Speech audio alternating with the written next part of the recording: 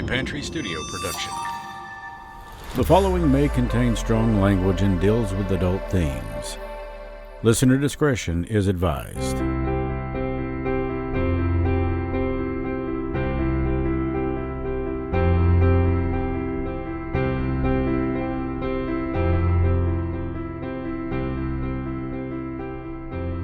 So quiet, you could hear a butterfly's wings quiver. Stores downtown were closed that day. It seems that everywhere you might have looked, there were blue balloons and star-spangled banners that waved in the wind. And also, the picture of a man, a husband, a father, a hero. Pictures of Jason Ellis that smiled from the store's closed windows. Oh, they were shut down for a solemn reason. You know, it's now been over 8 years, and this is one of several mysteries that the Mountain Mysteries will look into over the next few weeks in a quiet little place only all too close to Louisville, Kentucky. It's just a bit south, as the fact of the matter goes, about an hour. It's known for its whiskey and the annual Bourbon Festival held in September, and was also once named one of the most beautiful small towns in America by the Rand McNally map folks and USA Today. Yeah, we've heard of both of them. Oh yes, it's that kind of place, where people know each other.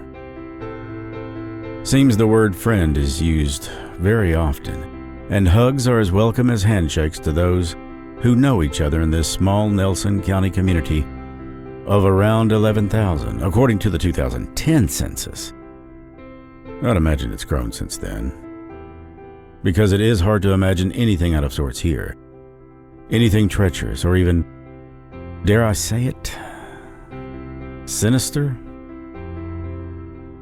But like virtually any small town in America, secrets do exist.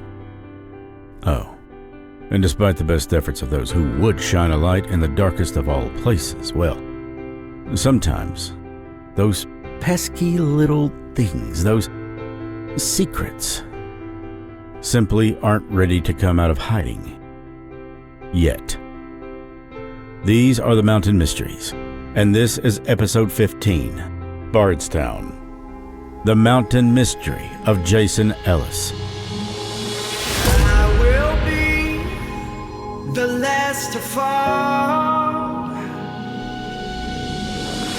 I won't shed a tear for them to see, and I won't have your name to call, 'cause I will be the last to fall.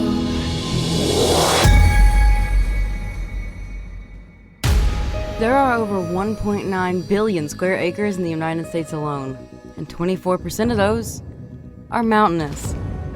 The secrets that these regions hold are enormous. Reports of mysterious creatures, strange sightings and sounds, ghosts and murders, and those who have seemingly vanished.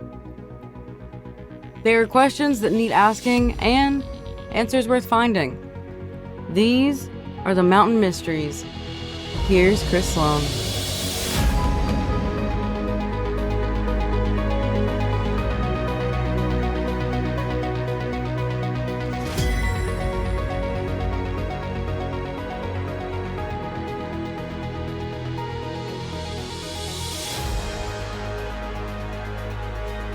Just a reminder that right now on the mountainmysteriespodcast.com, you can take 10% off all of our clothing and accessories, store-wide, everything in there.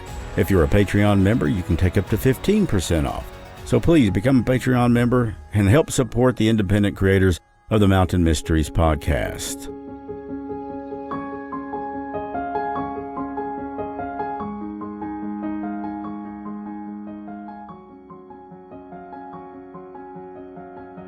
He was a minor league baseball player from Ohio, and the kind of guy everyone wanted to be around.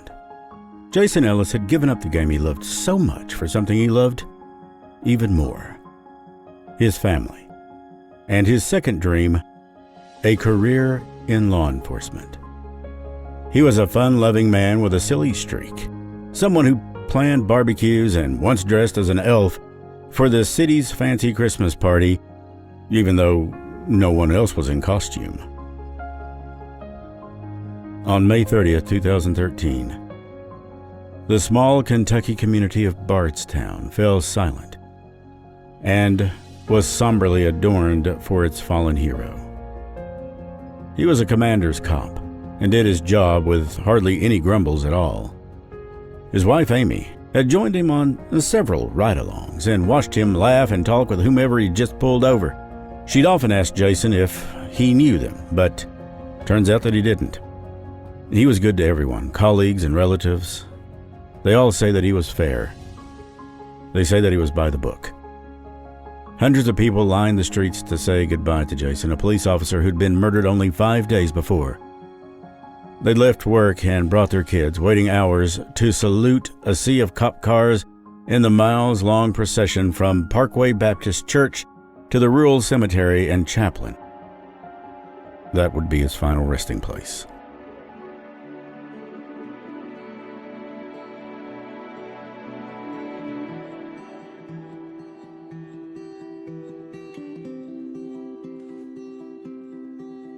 He was proud of what he did, the drugs he took off the streets, the criminals that he arrested. The Jason that we knew was always the first one in and usually the last one out. Former Police Chief Rick McCubbin told Jason's mourners at his funeral, as he stood at a glass podium overlooking Jason's American flag-draped coffin. Jason would end his conversations with a grin and a thumbs up, McCubbin recalled, saying, "You're my chief. You're my chief," Jason would say. But that's when McCubbin responded to Jason by saying, "I am your chief, Jason. But you are now our hero.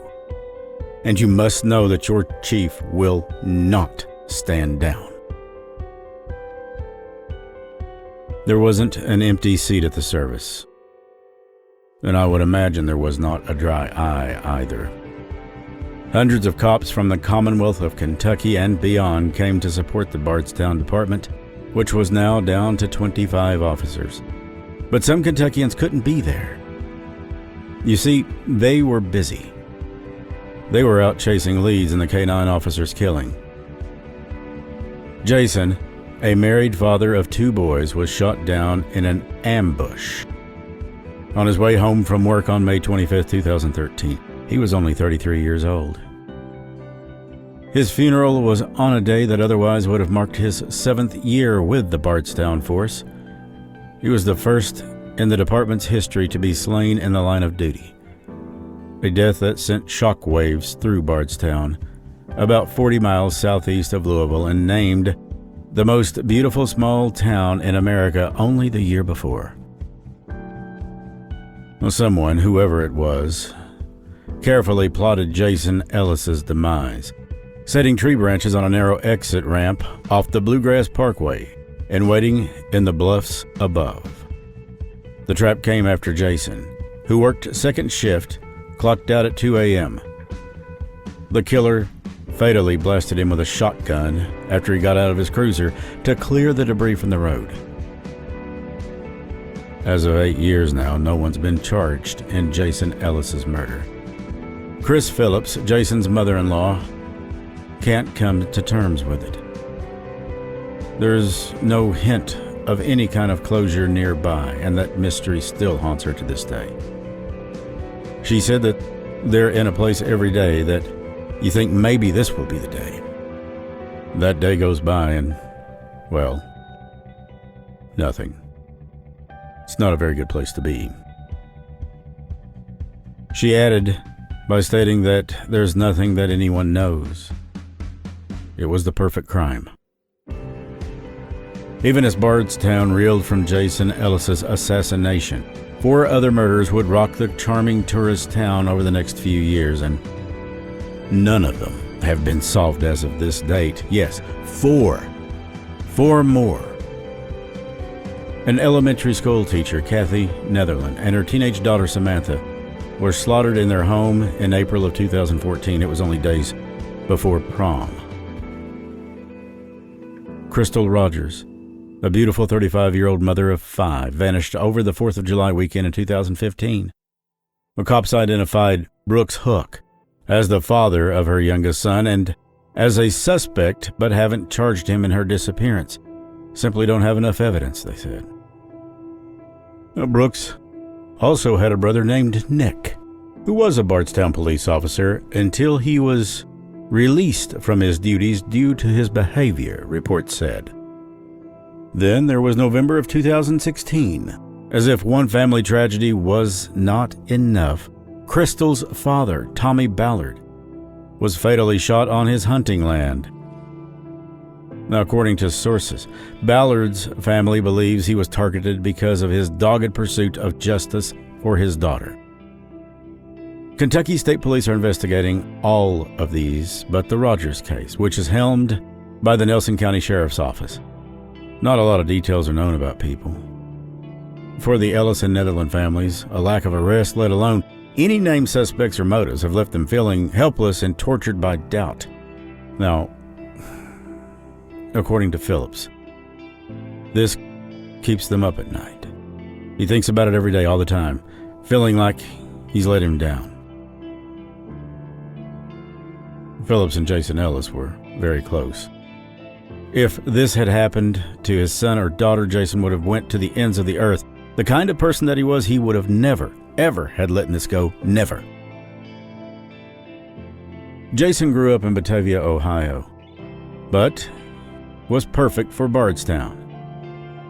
His boss, then Police Chief McCubbin, once remarked that no one could tell Jason was an out-of-towner. He loved his community, loved living in a small town, but before moving to Kentucky, he played minor league baseball for 2 affiliates of the Cincinnati Reds, the Billings Mustangs in Montana and the Arizona League Reds. He was a standout athlete at the University of the Cumberlands in Williamsburg, Kentucky, where he still holds multiple records, including best career batting average. In 2011, he was also inducted into the Cumberlands Patriots Hall of Fame. The private Baptist college is also where he met his wife, Amy, at a party on Valentine's Day in 2001. It was impossible to separate them after that. She said, his wife Amy, that it was truly love at first sight. He was her best friend. Her mother joined their first date. Phillips was passing through town and called her daughter to see if she wanted to have dinner. Well, as the story goes, Amy already had plans with Jason, but he welcomed Phillips to tag along and brought 2 bouquets of flowers. One for Amy and one for her mom. Amy said that's when she knew Jason was the one. And about 3 years later, wedding bells rang. She said, quote, "I thought often how lucky I was to have this wonderful man. I felt as if I had everything." End quote. That's what Amy told the church newspaper. Now, with an interview in a paper called The Daily Beast, Amy said that she and Jason were growing up together, from college graduations to their wedding, honeymoon, having kids, building their house together, all the normal life events. They had fun together. Amy said that Jason was always the one making sure everyone was having fun. Jason was a catcher. He was drafted out of college. He left baseball when Amy became pregnant with their son Hunter, who was born with Down syndrome and had health complications that required open-heart surgery. Jason told Amy he had lots of dreams. Among those was to be her husband, a dad, and a police officer. So he gave up baseball and let that dream go to come home and be there for Amy and their children. She said that kind of memory, well, that's the perfect kind of example of the man that he was. In May of 2006, Jason took his oath as a Bardstown police officer. He didn't talk about work because he didn't want Amy to worry, but he was proud to make the city safer with the help of his canine partner, Figo, a German Shepherd and the agency's only drug-sniffing dog, and decorated his bathroom with articles on his arrests. Well, Figo made national headlines after Jason's funeral. The dog rested his paw on Jason's casket. A moment captured by a freelance photographer that if you see this, your eyes, well, they'll be flooded with emotion. It was only a couple of years ago that Figo passed away, days before the 4th anniversary of Jason's death. Amy said that Jason always made her feel like he was Superman, that nothing would ever happen to him. Jason Ellis cuffed more than 350 people, including a few alleged members of the Bardstown Money Gang, a violent group that became known for beatings around town and that posted its own anthems to YouTube, according to the Louisville Courier-Journal. One supposed member, Brant Shekels, a nephew of Bardstown former mayor, threatened cops while being arrested for menacing and referenced Jason's murder. In 2013, state police said Shekels was not a viable suspect. McCubbin told the Kentucky Standard that he doubted other BMG stalwarts' claims of killing Jason. He said that they were just trying to be little badasses, he said, and they didn't do shit. DeAndre LaBrice Douglas, whom Jason arrested for assault and who police say was a BMG leader, told the Courier-Journal in a jailhouse interview that none of his associates were involved with Jason's death, and he didn't order a hit. He asked, "Who do you think I am, John Gotti?" Meanwhile, most of Jason's arrests in Nelson County involved traffic violations, but some became felony indictments, including manufacturing of methamphetamines. His personal file was flawless, showing no complaints for excessive force or bad behavior. Rather, he and other officers earned commendations, including one for their response to a house fire in 2007 and another for handling a knife-wielding suicidal maniac in 2008. In April of that year, Jason received another commendation, Officer of the Quarter. One defense attorney even said that Jason was a great guy. He'd walk out of the court and shake your hand. His client happened to have been busted by Jason for drug trafficking, according to the Courier-Journal. Now, Phillips, a mourner at Jason's funeral, mentioned how the officer cuffed him on a minor drug charge, then spotted him the next day. The man brought his son to t-ball practice, but waited in the car to avoid Jason, who was a Little League coach. "Today, I'm not a police officer. I'm a parent," Jason told the man. "Come and throw the ball with your son." In the hours before Jason died, he coached his son's team in a police uniform until he was called to a domestic disturbance. Amy remembers that he ran off the field without saying goodbye. She watched him from the bleachers. Still, the workday was hardly eventful. Jason drove in a spare Bardstown cruiser, while his usual Ford Explorer, equipped for his K9, was in the shop. He visited the 5-star convenience store, one of the only spots open late, and where night shift officers grabbed drinks and snacks. Jason phoned Amy around 11 p.m. to say hello. She and the children, Hunter 7 and Parker 6, had fallen asleep watching TV. She remembers their last call was brief. Jason told her that he loved her. She reciprocated. Then they hung up. The night continued with a dispatch about a one-armed man who was drunk and disorderly and lying in the road with a head wound. Jason arrived on the scene and not long after drove to the hospital where EMS had transported the man. The suspect allegedly grew belligerent and attacked emergency staff. Around 1:46 in the morning, Jason booked the man into the Nelson County Jail. He wrote up a citation, then embarked on the 17-mile drive home where Amy was drifting off on the couch, waiting for him. His kids were sound asleep in their beds. That dreaded knock on the door came around 3 a.m.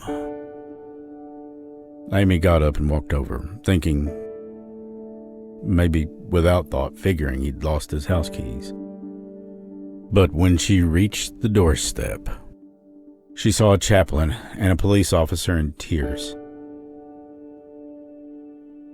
That night, the full moon was so big and bright. It lit up the sky. Now, Jason had taken his usual route home. He was driving on the Bluegrass Parkway and took exit 34. His house in Bloomfield was about 20 minutes away from the police station. As he steered down the ramp, Jason noticed tree limbs blocking the roadway. He clicked on his blue emergency lights and parked his squad car in the middle of the road to stop oncoming traffic so he could clear a path. He never radioed dispatch or drew his weapon. His bulletproof vest was on when he took his final steps to that pile of brush. All that time, Jason did not know of the gunman waiting in the hills above, surveying the off-ramp flanked by steep rock walls. As Jason reached down to collect the branches, the blasts from a 12-gauge shotgun pierced the quiet, the darkness, and the peace, and shattered the heart of a town. Jason collapsed to the pavement. It was 2:30. A driver came upon his police cruiser, which concealed his lifeless body by the road, and waited for movement. Then a second motorist came. They exited their vehicles and approached the cruiser. They saw the blood in the road. A panicked woman from the first car got onto the radio of Jason's cruiser and screamed, "Hello, hello, officer down, officer down." The dispatcher later asked, "Ma'am, can you advise me of the status of the officer? Is he conscious?" "I believe he's dead," she replied. The second driver found the radio on Jason's belt and gave dispatchers their location. Bardstown Police Sergeants Michael Medley and Andrew Riley, two of Jason's close friends and colleagues, were first to the scene. Medley remembers hearing the woman screeching into the police scanner. At first he thought a child of a county cop had gotten their hands on a police radio, but then he heard the harrowing warning, "Officer down, officer down." Dispatch came on and asked them to identify themselves, and the only thing they would say was Bloomfield Road. Medley said of the first driver. The cop sped off in that direction until the second driver clarified that they were at exit 34. Medley had no idea he'd encountered Jason Ellis, the officer he'd spoke 2 hours before, and the friend whom he'd shared cookouts and family vacations with. Riley checked for a pulse and removed Jason's shirt while Medley undid his ballistics vest. He wasn't breathing and his temperature was cold, yet they didn't know he'd been shot until EMS workers arrived. The Kentucky State Police were called in. Medley recalled seeing his colleague's body in the road. He said, "You don't want to believe it. And even when I seen him, I didn't recognize him. I don't know if my mind was trying to tell me not to believe it, but it didn't look like anybody that I knew." They stayed on the scene until 8 or 9 o'clock that morning. The moon was bright that night, probably the brightest I can ever remember, Medley said. Once it was daylight, we helped state police look for where the shooter may have been. Whatever evidence there was, we couldn't find it. In the afternoon, state police held a press conference saying Jason Ellis's murder was premeditated. However, they were not certain whether Officer Ellis was the target or another police officer or even a citizen was the target of this, Trooper Norman Chafin said, before asking the public for tips.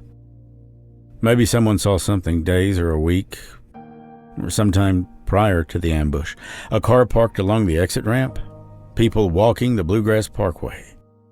Well, one motorist contacted authorities and said she'd driven around the debris before Jason was shot. Chafin's didn't confirm when she exited the ramp. Medley doesn't have a theory about the murder and asked if he believed Jason was targeted. He said, "I don't know." But they knew that he was a police officer.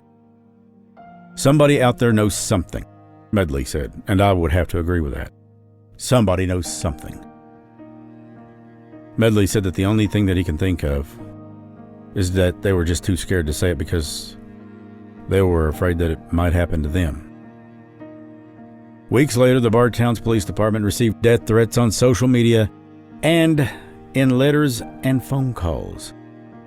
"One down, 25 to go," one message read, referring to Jason's killing. Medley said he and fellow officers were on edge. At the time, he was living alone. "Every night and morning I would come in and check each room. Medley said, and he still couldn't sleep. Now it's 8 years later, someone's walking around, Medley added, believing they've gotten away with killing a cop. Chris Phillips thought justice would have been served by now. I feel the people involved are still right here, she said of one of her son-in-law's killers. They're living, breathing, and walking around right here in Bardstown. The reward for information in Jason Ellis's case is now over $200,000, but Phillips wants to raise the money to make it $1 million. If nobody calls a tip in on $1 million, to me, that says a lot, Phillips said. You are family. You are all in it together. If you tattle on yourself. Whoever picked that exit ramp had to be local, Phillips said. They had to be familiar with the narrow rock walls bordering the roadway, knowing they provide cover. She worries that a pair of retired Kentucky State Police detectives hired last year to work the slew of unsolved Bardstown murders are too late. Phillips once sent a certified letter to the FBI seeking help. I did not get a physical reply, she said. I got a phone call, and the phone call was not a very pleasant one. The feds declined to help, saying that they had confidence in Kentucky State Police investigators. Phillips, whose son is also a Bardstown cop, said law enforcement is short-handed and lacks resources. Funding is so poor that she's been involved in a fundraiser to purchase tourniquets for troopers. It's very frustrating, she said. It's like a perfect storm of events. You have law enforcement that's defunct, the federal level that's a crazy mess, and there's nobody that you can count on when it comes to something like this. There's nobody I can go to and say, please help us. She believes Jason's death couldn't have been pulled off without multiple people. Someone was sitting on the overpass telling Jason and sending word to the shooter in the hillside. Someone dragged tree limbs out moments before Jason came down that ramp. Phillips' neighbor drove the path not long before Jason. She says she saw no branches. Jason was driving a loaner car and without his beloved K9 Figo. He was in that vehicle when he made certain arrests that week, Phillips said, but it was not the cruiser that he normally drove.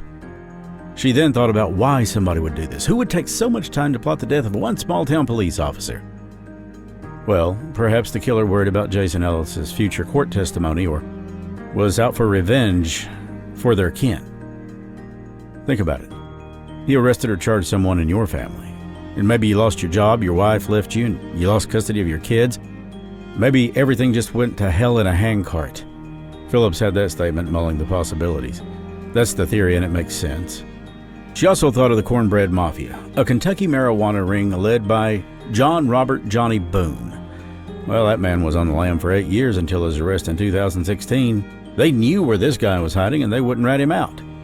That's where we live. That's the mentality, Phillips said. Well, she also thought about Jason's killing being drug-related. At his funeral, officers told her a man came to the police station angry over his relative's heroin arrest days before Jason died. Who is that person? Where is that person? Phillips wonders. Kentucky State Trooper Scotty Sharp said investigators combed and looked all over the place throughout Jason's entire case history, but they've declined to share any more details about the pending investigation than what they've already done. Well, as we're looking at it now, it's over 8 years without Jason Ellis.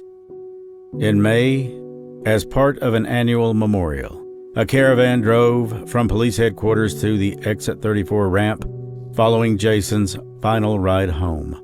They stopped at Highview Cemetery where dozens of people said a prayer. That month, Amy Ellis sat down for an interview with a Louisville TV station. The case has been so deeply investigated, and it just doesn't make any sense, according to Amy, or that's what she told WDRB. Amy believes there's just simply not enough evidence, and it stymied the case. Her boys, as of this year, well, they'd be somewhere between 15 and 16 to 17 years old. They still cope with losing their dad. Amy, who has recently remarried, said Jason would not want us to just lay down and die and give up.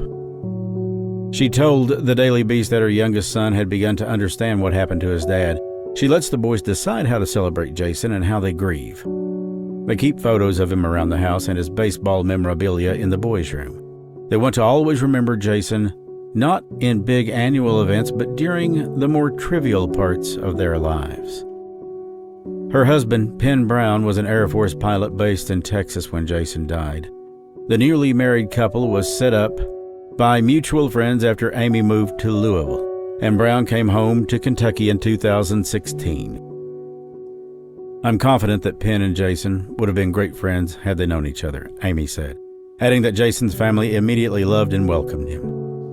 When they married, not very long ago at all, Penn's vows included a promise to Jason's boys. He'd always honor Jason in the way he treats them. Penn wants Jason to look down and say, "He's doing a darn good job," Amy said. And I don't think that there's a better way for him to keep his memory alive than that.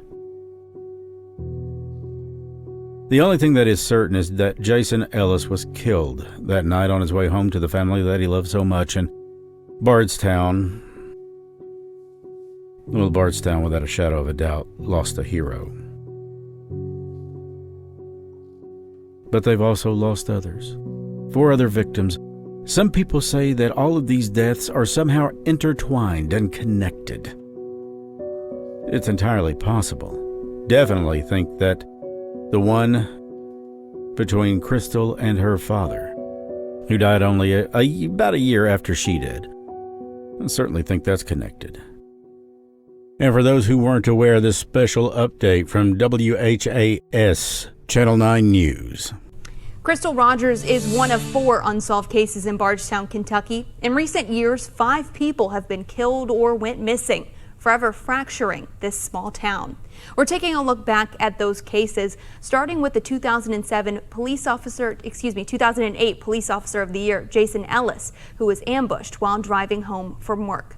Ellis dedicated his time on the force to getting drugs off the streets. He was called into work on Memorial Day weekend of 2013 to a normal shift. When he was driving his daily route home, tree limbs blocked his exit on the Bluegrass Parkway. As he got out of his car to clear his path, he was shot many times in his stomach. People found Ellis unresponsive in the middle of the road and called 911. It was later determined that Ellis was ambushed, the debris blocking the road deliberately. 1 year later, in April of 2014, 2 more brutal killings. This time, a mother and daughter with reputations for being good and kind people.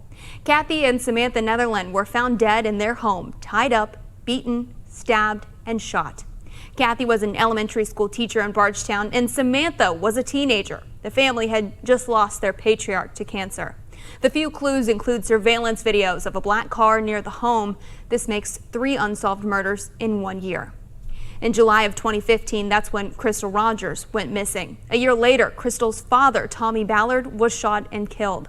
Ballard was unwavering in the search for his daughter, often leading search groups. He would follow up on tips and wasn't going to stop until he found her. Days before Thanksgiving of 2016, Ballard and his grandson went on a hunting trip on their property. Not even a half hour in, Ballard was shot in the chest right in front of his grandson. Each one of these cases still unsolved. The latest update coming in today with the FBI now taking the lead in the Crystal Rogers disappearance. It seems as though the FBI has taken the lead on at least one of these cases. We'll keep you updated as further developments come about. Don't forget, check out our website, www.themountainmysteriespodcast.com. You can hear all the latest episodes, get the latest information. You can also contact us with your blurs, and don't forget to take 10% off. Patreon members can take up to 15% off store-wide, plus you help support the independent creators of the Mountain Mysteries so we can keep these stories coming.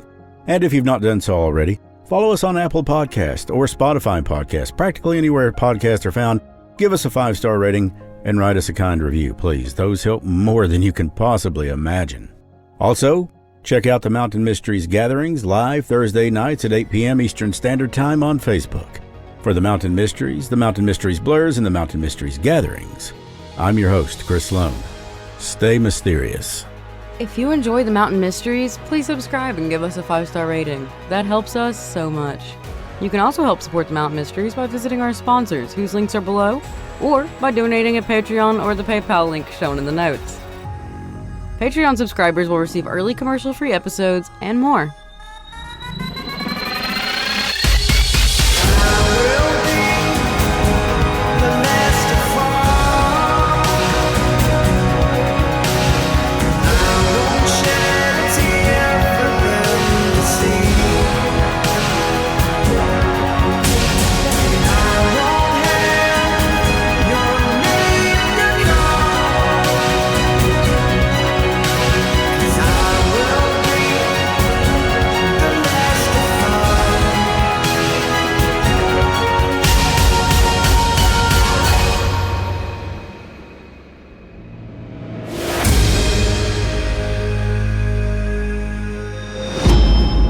A Pantry Studio production.